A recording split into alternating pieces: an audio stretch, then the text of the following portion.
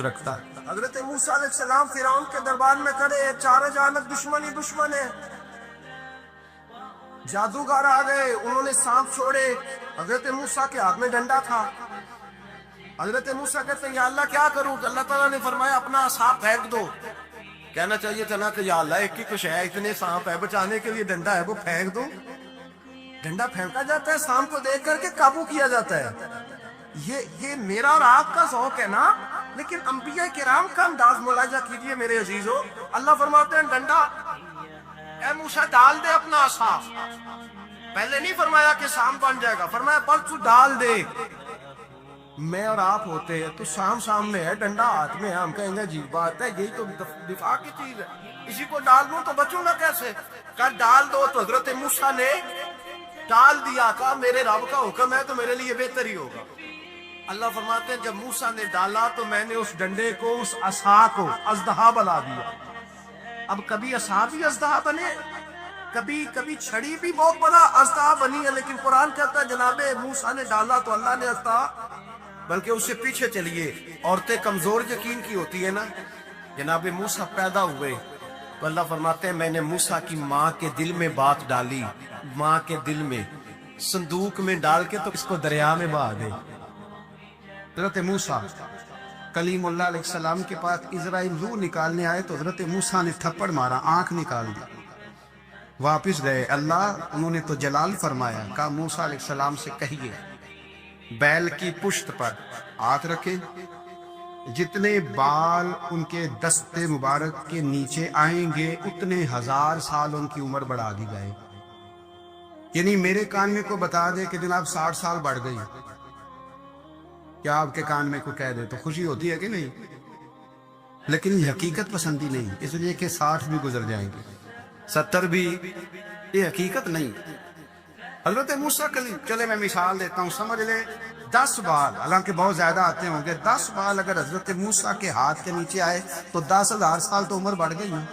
10 یعنی 10 سال نہیں، 10 نہیں، 10 بہت زیادہ تھی نا.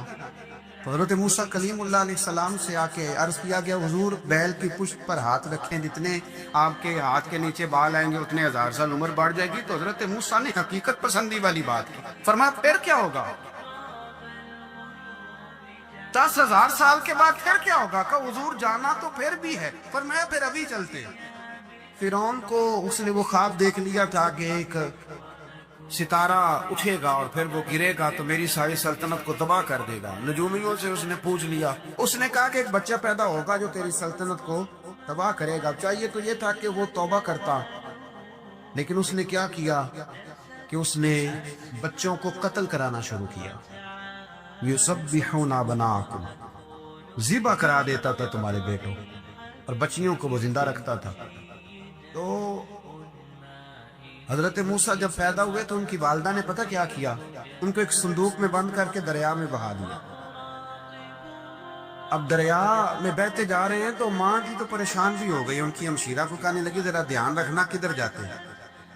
حضرت موسیٰ علیہ السلام دریا میں بہتے بہتے نا، فرعون نے نا دریا کے کنارے مکان بنایا ہوا تھا. آپ کو پتہ ہے بادشاہوں کا ذوق ہوتا ہے. آج کل ہمارے جو حکمران ہیں انہوں نے اس کا نام فارم ہاؤس رکھا ہوا، میرا فارم ہاؤس.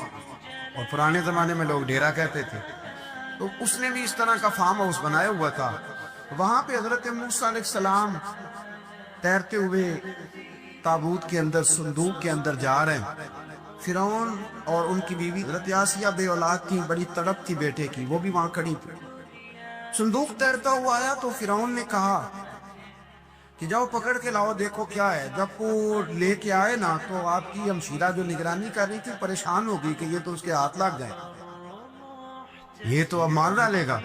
لیکن جب خوبصورت اور چمکتا ہوا بچہ دیکھا تو بی بی آسیہ کہنے لگی یہ بنی اسرائیل کا ہے ہی نہیں، یہ تو پتہ نہیں کہاں سے بہتا ہوا یہاں آ گیا ہے. تو ایسے ہی چھوڑ، یہ پتہ نہیں کہاں سے ہے، رکھ نہ لیں، رکھ نہ لیں. او حضرت موسیٰ علیہ السلام وہ کہنے لگا نہیں انہی کے ہیں، موسیٰ علیہ السلام اسی کے ہیں. تو آسیہ کہنے لگی تیرے تو سر پہ نا بس بھوت ہی سوار ہو گئے، ہر وقت وہی لوگ تجھے یاد رہتے، یہ پتہ نہیں کہاں سے بہ کے آئے. اب رکھ لیا، مان گیا. فرعون، آپ فرعون کے گھر میں،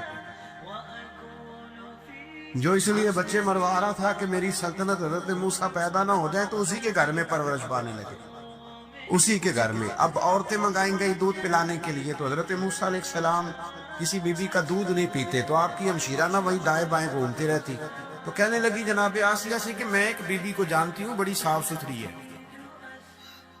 مجھے امید ہے یہ بچہ اس کا دودھ پیے گا۔ تو فرعون کہنے لگا دوڑ کے لا، تو اپنی والدہ کو لے کے آئیں، تو حضرت موسیٰ نے فوراً دودھ پینا شروع کر دیا۔ فرعون کو پھر تھوڑا شک ہوا۔ ایک روایت یوں بھی لکھی ہے بعض لوگوں نے کہ فرعون ایک دن اٹھایا ہوا تھا حضرت موسیٰ کی ابھی تھوڑی سی عمر تھی، تو آپ نے اس کی داڑھی پکڑ کے تو ایک گھوسا دے مارا، جلالی تو شروع سے ہے نا، تو کہنے لگا آسیہ تو مان نہ مان، یہ بچہ وہی ہے۔ تو حضرت بی بی آسیہ کہنے لگی کہ تجھے غلط فہمی ہے، یہ وہ نہیں ہے۔ اس نے کہا دیکھو نا، یہ تو اٹھاتی ہے تو پیار کرتا ہے، اور میرے جب قریب آتا ہے تو اس کے لب و لہجے میں تلخی محسوس کرتا ہوں۔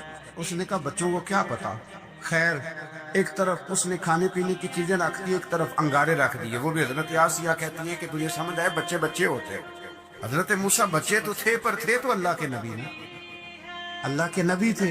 جب اس نے کہا نا یہ بچے ہیں، تو حضرت موسیٰ علیہ السلام بجائے انگاروں کی طرف جانے کے، نبی تھے، وہ سیدھے کھانے پینے والی چیزوں کی طرف بڑھنے لگے۔ فرعون کہنے لگا آپ بتا، اللہ تعالیٰ نے حضرت جبریل کو بھیجا، انہوں نے کہا ادھر نہیں جانا، آپ ادھر جائیے۔ تو آپ آگ کی طرف گئے اور ایک کوئلہ اٹھا کے زبان پہ رکھ لیا۔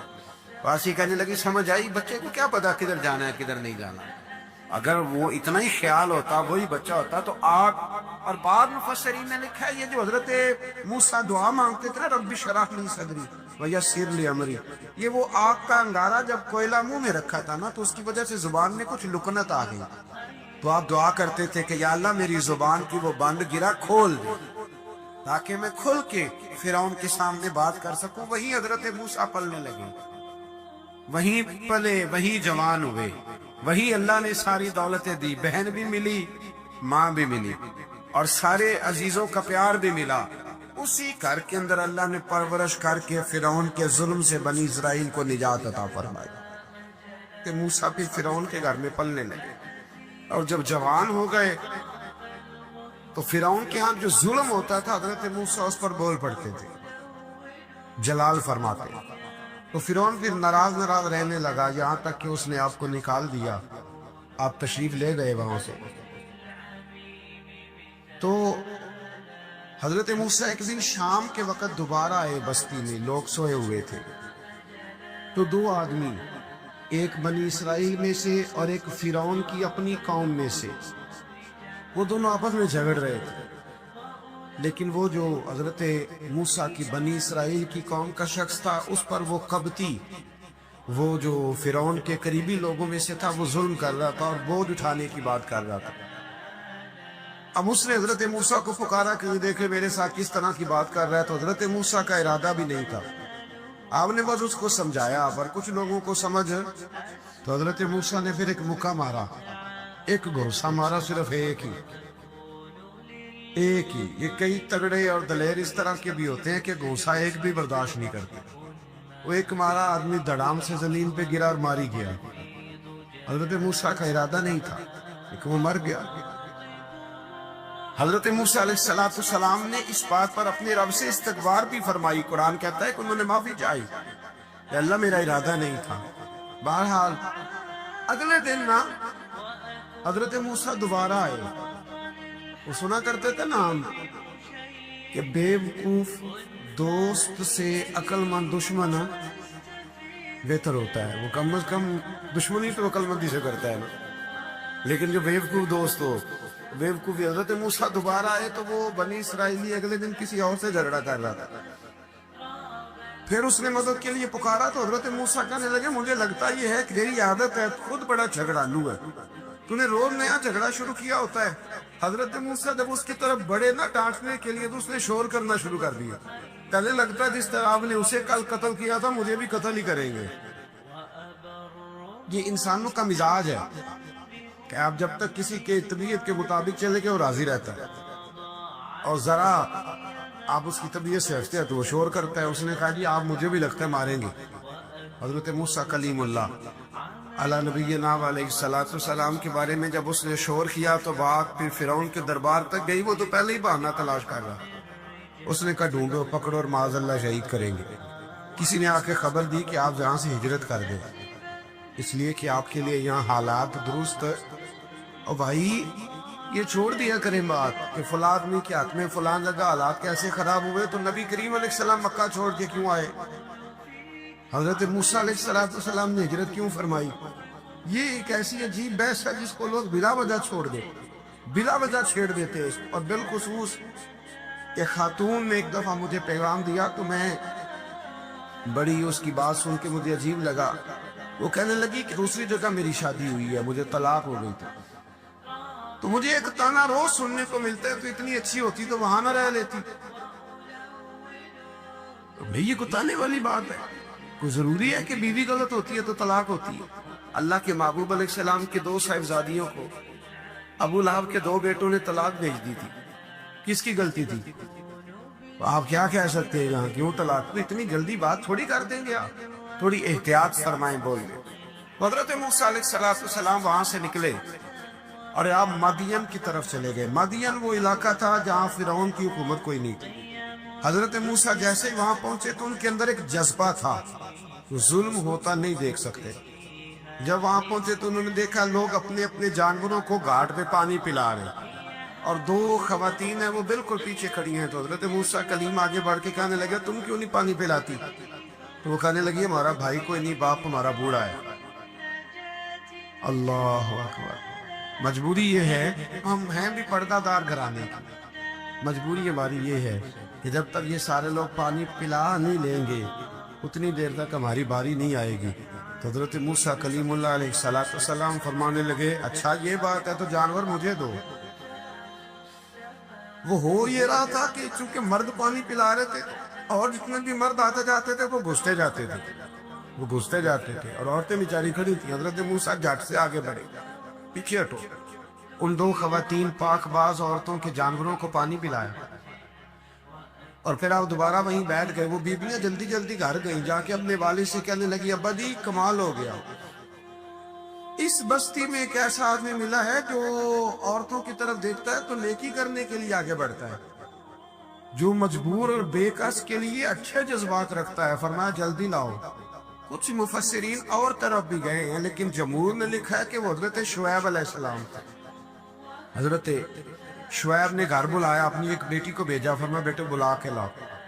वो जब घर आए तो आप फरमाने लगे आप मेरे साथ उजरत तय कर लें, 8 साल या 10 साल आप मेरी बकरियों को चराएं, मेरे घर में रहें।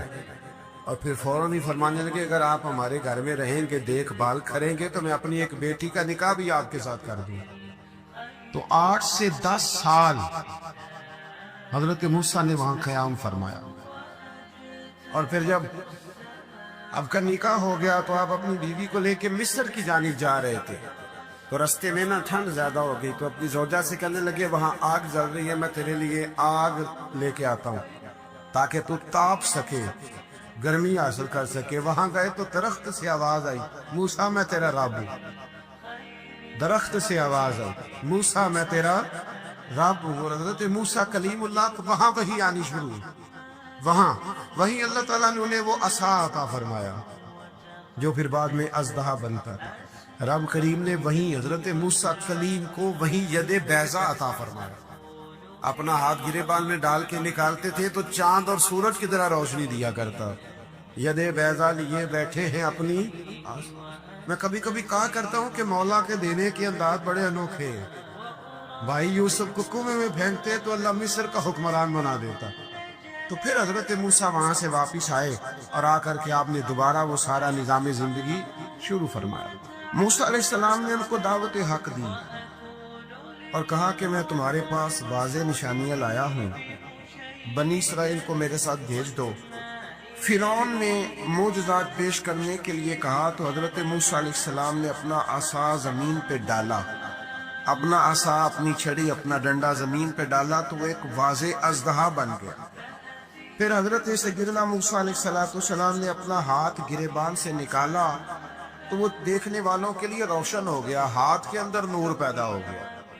यदे बैजा लिए बैठे हैं अपनी आस्तीनों में। फिरौन के सरदारों ने हक को कबूल करने की बजाय इसे जादू करार दे दिया और कहा कि ये तुम्हें अपने मुल्क से निकालना चाहता है। उन्होंने कहा इस मामले को जरा ढील दो और जादूगरों को जमा करो।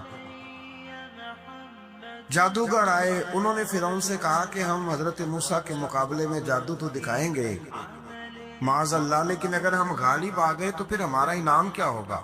सौदा पहले तय करना है, क्या इनाम मिलेगा? उसने कहा कि अगर तुम गालिब आ गए तो मैं तुम्हें अपना करीबी बना लूंगा। बादशाहों का करीबी होना भी तो बड़ी बात है ना, लोग बड़े पापड़ बेलते हैं करीबी होने के लिए।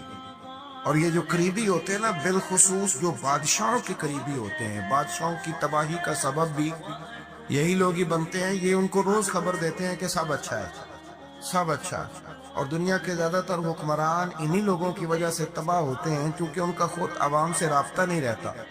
अगर वो खुद अवाम के साथ डायरेक्ट राब्ता करें तो शायद उन्हें अच्छी और साफ सुथरी चीजें समझने को मिल जाए। खैर, जादूगरों ने जब कहा हमें क्या दोगे, तो उसने कहा तुम्हें करीबी बना लूंगा। जादूगरों ने मूसा अलैहिस्सलाम से कहा कि आप पहल करेंगे या हम पहल करें? तो मूसा अलैहिस्सलाम ने कहा तुम पहल करो। जब जादूगरों ने अपनी रस्सियां जमीन पे डाली तो लोगों की निगाहों को सहर ज़दा कर दिया, जादू कर दिया और उन्हें डरवा दिया। उन्होंने कहा ये तो बड़ा जादू ले आए। अल्लाह ताला ने हजरत मूसा अलैहिस्सलाम को हुक्म दिया कि आप भी अपना आसा जमीन पे डालें। उनकी रस्सियां सांप बन गई थी ना, दरअसल वो सांप बनी नहीं थी, लोगों की आंखों पर जादू हो गया था, उन्हें सांप नजर आ रहा। फरमाया आप भी अपना आसा जमीन पे डालें। वो आसा सांप बना और जादूगरों की सारी चीजों को निगल ही गया। उनकी बहुत सारी रस्सियां सांप बनी थी, इनका एक ही आसा सांप बना और सबको निगल गया। इस तरह के मोजरे की हकानियत और जादूगरों का बुतलान साबित हुआ और फिरौनी रुसवा हो गए। जादूगर सजदे में गिर गए और अल्लाह पर ईमान ले आए। फिरौन ने उन्हें धमकी दी कि तुम मेरी इजाजत के बगैर ईमान ले आए हो, मैं तुम्हारे हाथ और पांव मुखालिफ सिमत से काट दूंगा, यानी उल्टा हाथ काट दूंगा, सीधा पैर काट दूंगा। मेरी बगैर इजाजत ईमान ले आए हो और तुम्हें सूली पे भी चढ़वा दूंगा। उन्होंने कहा कि ईमान लाने की पादाश में तुम हमें सजा देना चाहते हो। फिर उन्होंने अल्लाह ताला से सब्र और इस्तकामत की दुआ की।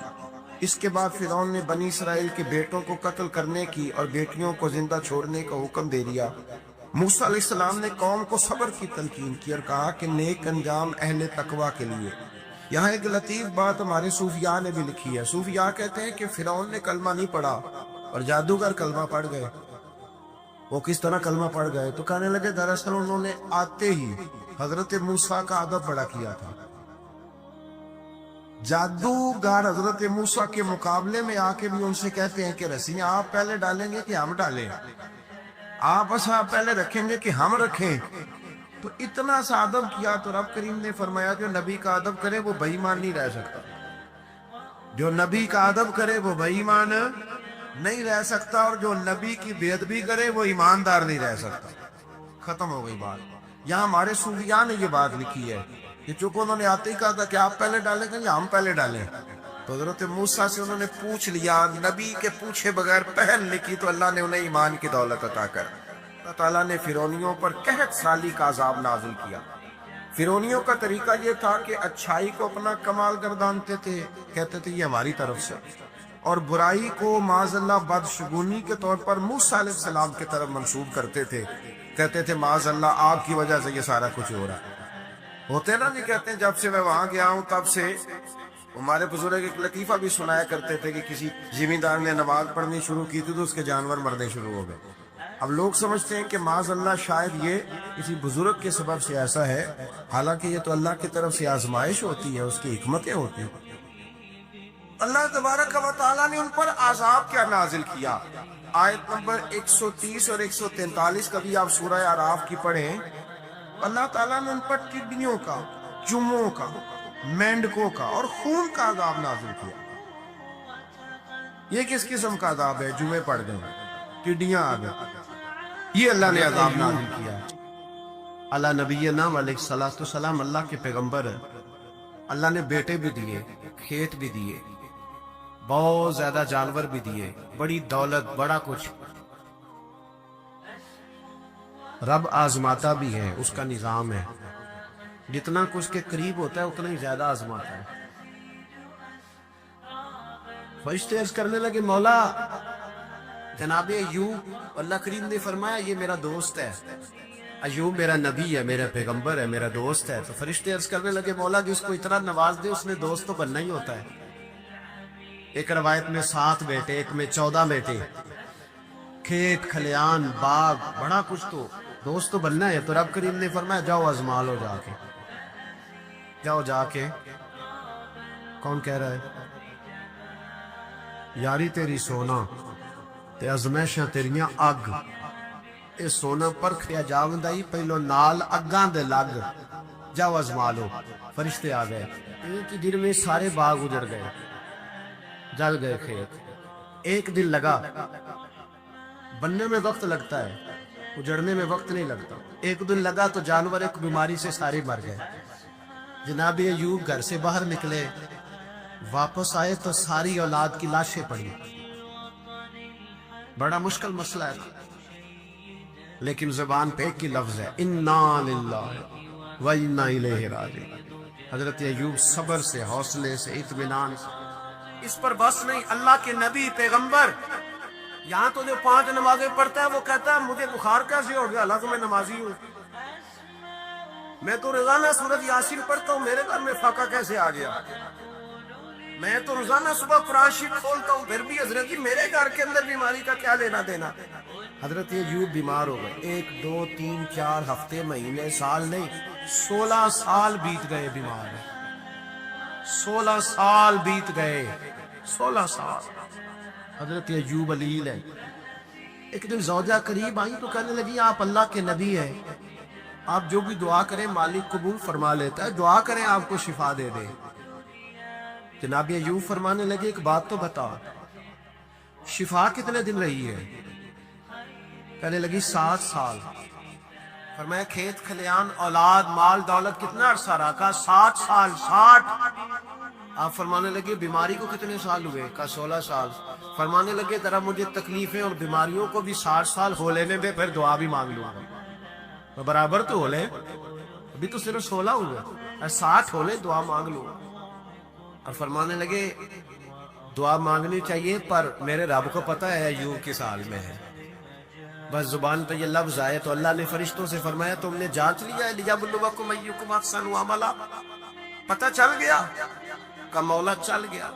فرمایا جاؤ اب میرے بندے کو نواز دو، بس مالک نے نیاز ہے نا۔ بنجر زمینیں پھر سے آباد ہو گئی، پھر سے جانور آ گئے، پھر سے وہی لہر بہر ہو گئی، بیٹے بھی اللہ نے دے دیے، مال دولت جائیداد ہر چیز، گھر میں بیٹھے شفا بھی ہو گئی۔ حضرت ایوب کی زوجہ قریب بیٹھی ہے، سکھوں کے دن آ گئے، پوچھنے لگی ایوب ایک مسئلہ پوچھنا ہے۔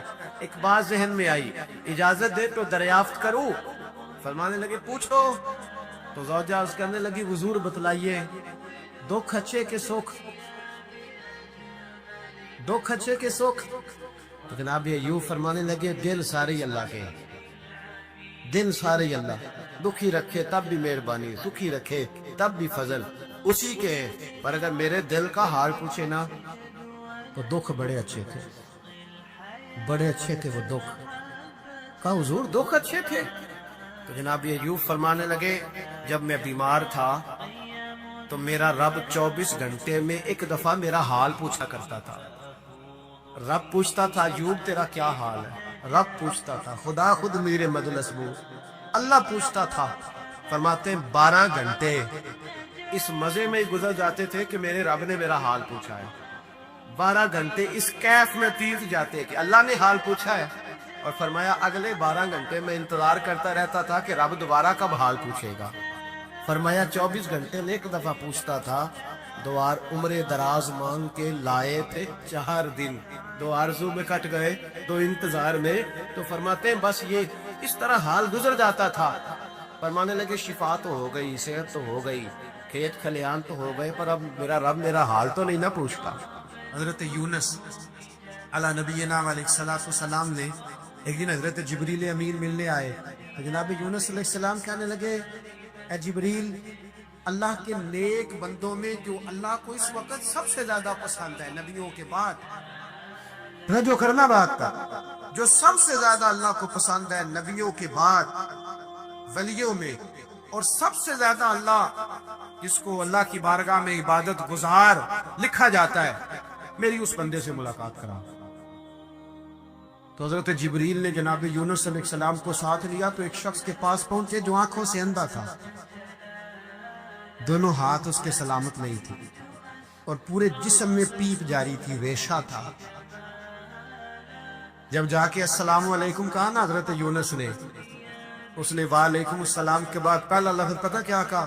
اس نے کہا یا اللہ تیرا شکر ہے، یا اللہ تیرا، آپ بھی ادا کریں اللہ کا شکر، یا اللہ تیرا، اللہ تیرا شکر ہے۔ حضرت یونس علیہ السلام کہنے لگے تو شروع سے اس طرح کا ہے، نابینا بھی اور ہاتھوں سے معذور بھی اور سارا جسم شروع سے؟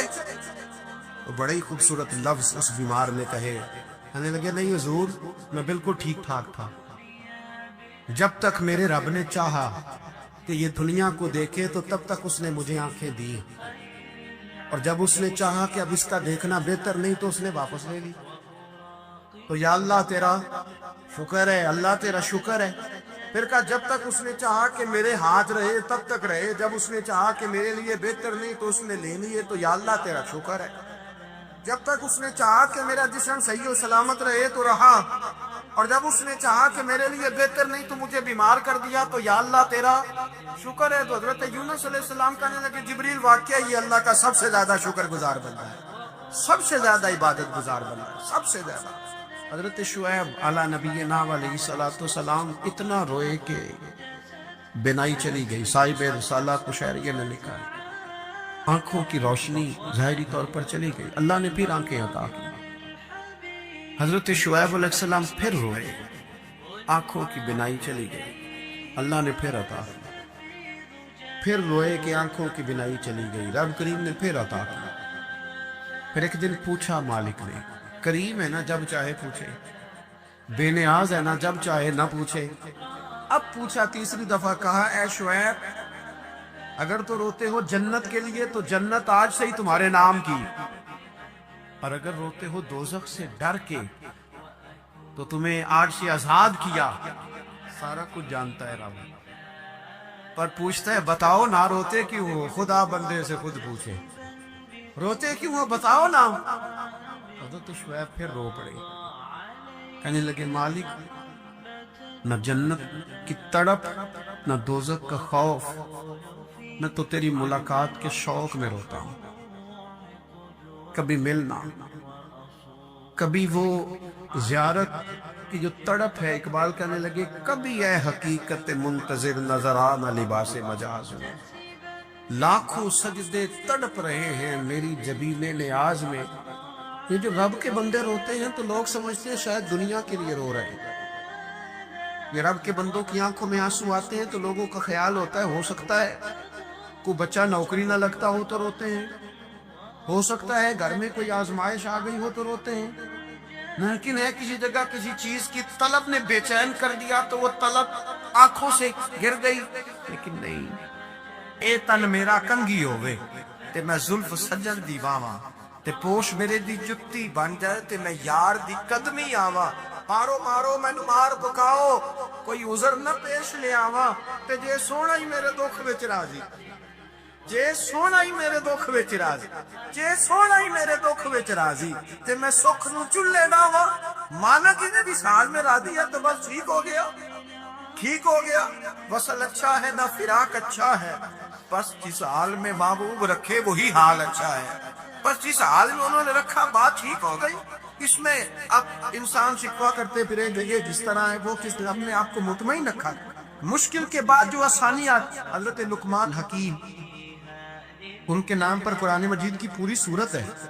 حضرت لقمان حکیم علیہ رحمہ آپ اپنے بیٹے کو نصیحت کر رہے تھے، کہنے لگے بیٹا کو مشکل آئے تو گھبرانا نہیں، تو مشکل آئے تو آخر بیٹوں کو سمجھ آ جائے کہ مشکل آئے تو سمجھ آ رہی ہے بات، مشکل آئے تو۔ اور کیا خوبصورت جملے، بیٹے کو بٹھا کے کہتے ہیں بیٹا چھوٹی مشکل آئے گی تو اللہ بڑی مشکلات آسان کر دے گا، سمجھو چھوٹی مشکلات آئیں تو اللہ نے بڑی مشکلیں اس نے آسان کر دی. اور آپ کو بتاؤں اصل انسان ہوتا ہی وہ ہے جو مشکلوں میں جینے کا ڈب سیکھ جاتا ہے.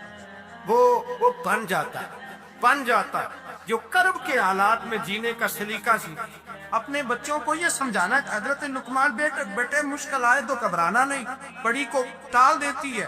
وہ نیکی کا اور آسانی کا پیش خیمہ ہوتی ہے. اللہ اس کے بعد آسانی سمجھا رہے ہیں. کچھ دنوں کے بعد کہنے لگے آؤ فلاں اللہ کے نبی کی ملاقات کو چلیں، فلاں نبی علیہ السلام سے ملنے چلتے ہیں. اس زمانے میں جو نبی تھے ان سے ملنے چلے گئے. بیٹے کو پاک کی آگ دی، گھوڑے پہ بیٹھے. امام ابن جوزی نے اس کو لکھا ہے. گھوڑے پہ بیٹھے تھے دونوں کے بعد گھوڑے تھے. اب رستہ بہت زیادہ تھا، کھانا ساتھ لے لیا، پانی ساتھ لے لیا، رستہ لمبا تھا، صحرا کا علاقہ تھا. جب جانے لگے تو اتنی سخت گرمی ہوئی کہ گھوڑے بھی بے ہوش ہونے لگے. اچانک ایسی گرم لو چلی کہ گھوڑے بھی. اب دونوں باپ بیٹا جو تھے وہ بڑی جوش میں تھے کہ جانا ہی جانا ہے. گھوڑے سے اتر کر کے پیدل چلنے لگے. اب پیدل چلتے چلتے ذرا آگے گئے تو گرمی میں جتنا بندہ پیدل چلتا ہے اتنا پیاس بھی زیادہ لگتی ہے. تو پانی پیتے رہے، کھانا کھاتے رہے، کھانا پانی بھی ختم ہو گیا. تھوڑا آگے چلے نا، اس قدر تکلیف بڑی کہ حضرت جناب لقمان کے بیٹے کے پیر کے اندر ایک ہڈی پیوست ہو گئی. اتنی بڑی ہڈی تھی وہ اندر ہی چلی گئی. پیر خون کے فوارے گرنے لگے. بیٹا بھی ہوش. حضرت لقمان اس کے سرانے بیٹھے تو بیٹا تھا نا، آنکھوں میں آنسو آ گئے. بیٹے نے آنکھ کھولی تو کہنے لگا ابا جی آپ تو صبر کرنے والے ہیں، آپ رو رہے ہیں. پر میں بیٹے میں کیا کروں، میرے سینے میں جو دل ہے وہ ایک باپ کا دل ہے. تو باپ جو ہوا تیری دکھ پر رونا ہے. بڑی مشکل سے دانت کے ساتھ ہڈی نکالی. ہڈی نکلی تو خون بھی چلا. صاحب زیادہ کہنے لگا حضور آپ نے تو کہا تھا ہر مشکل کے بعد آسانی ہوتی ہے، اور چھوٹی مشکل دے کے اللہ بڑی سے بچا لیتا ہے. تو ہم تو اچھے کام چلے تھے، مشکل پہ مشکل یہ کیا ہے؟ حضرت لقمان کہنے لگے بیٹا نہ تو رب کی حکمتوں کو جانتا ہے نہ پوری طرح میں جانتا ہوں، لیکن جو میں نے کہا تھا وہ بات سچی ہے. فَإِنَّ مَعَ الْعُسْرِ يُسْرًا إِنَّ مَعَ الْعُسْرِ يُسْرًا. اللہ ہر مشکل کے بعد آسانی عطا فرمائے گا. اور فرمایا میرا ایمان ہے کہ ضرور عطا فرمائے گا. یہ بات کہہ رہے تھے کہ سامنے سے دھواں اٹھا، اتنا سخت دھواں اٹھا کہ آپ نے سوچا شاید وہاں بابی آواز آتے. وہاں چلنے لگے تو پیچھے سے کسی نے آواز دی ٹھہر جاؤ، رک. وہی رک گئے. تھوڑی دیر گزری تو کہا رک جاؤ. جب رکے تو ایک بولنے والا بولا، کہنے لگا تمہارے لیے تھوڑی دیر کے بعد جانوروں کا بندوبست کر دیا جائے گا، کھانے کا بھی بندوبست ہو جائے گا، بچے کا پیر بھی صحیح ہو جائے گا، چلے جانا لیکن ذرا ٹھہرو. حضرت لقمان کہنے لگے بولنے والے تو کون ہے؟ تو کہنے لگے میں اللہ کا فرشتہ ہوں، میں اللہ کا فرشتہ ہوں. کہا اللہ کے فرشتے اور یہ سارا کچھ کیا ہے؟ تو فرشتہ کہنے لگا اصل بات یہ ہے کہ صاحب نے بستی پر مجھے عذاب نازل کرنے کا حکم ملا تھا، آپ بڑی تیزی سے آ رہے تھے. میں نے رب سے دعا کی کہ اللہ اس باپ بیٹے کی غلطی کوئی نہیں، مہربانی فرما.